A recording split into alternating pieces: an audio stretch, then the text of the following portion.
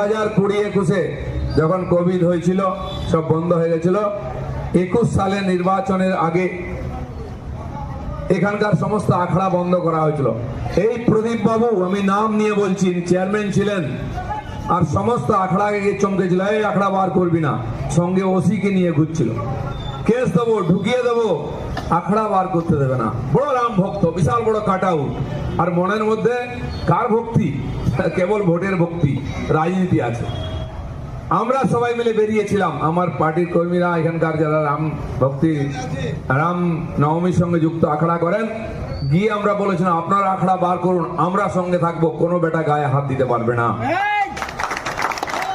এবং বেরিয়েছিল, কেস হয়েছিল, কেস ওদের নামে হয়নি, আমার নামে কেস হয়েছিল। আমার নাম চরণজিৎ আছে এখানে, তার নাম, আরো 2-3 জনের নামে কেস দেওয়া হয়েছিল। আমরা নাকি অস্ত্র নিয়ে ভয় দেখিয়েছি। যে ভয় পাবে তাকে তো দিলীপ ঘোষ ভয় দেখাবেই।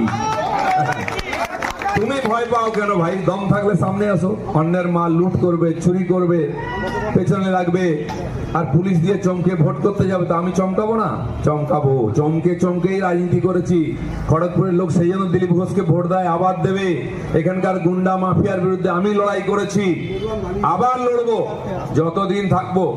আর এবার তো লড়তে হবে না, ভেতরে ঢোকাবো, কারণ ক্ষমতায় আসবে বিজেপি, পশ্চিমবাংলায় পরিবর্তন হবে।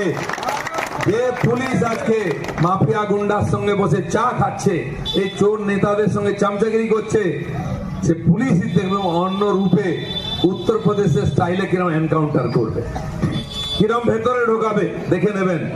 4 তারিখের পরে মে মাসের সব পাল্টে